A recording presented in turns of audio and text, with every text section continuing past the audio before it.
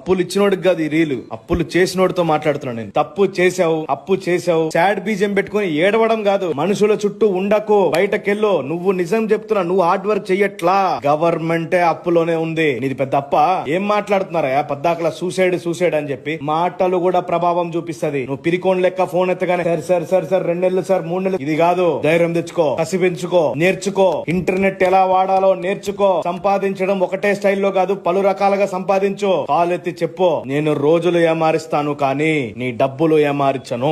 వాళ్ళు నీకు కాల్ చేసే ముందే నువ్వే వాళ్ళకి కాల్ చేయి. డిఫరెంట్ మార్గం వెతుక్కోకుండా సాడ్ స్టేటస్ అని చెప్పి ఆన్లైన్ లో టైప్ చేసి స్టేటస్ పెట్టడానికి ఉంటదా మీకు టైం? కొత్త మార్గం వెతకరు. ఈ రోజు ఇంటర్నెట్ ఎంత సహాయపడుతుంది తెలుసా? ఏ ఒక్క రోజున మీరు ఆలోచించగలిగారా? నాటి మనిషిగా చెప్తున్నా, నువ్వు ఎంత బాధ అనుభవిస్తున్నావో బాగా అర్థం చేసుకోవాలి. నువ్వు అనుకుంటే అన్ని చేయగలుగుతావు. యుద్ధాల్లో వీర మరణమే పొందాలే గాని తనకు తానే పొడుచుకుంటే అది వీర మరణం కాదు. చచ్చిపోవడానికే భయం లేనప్పుడు బ్రతకడానికి దేనికయ్యా భయం నీకు?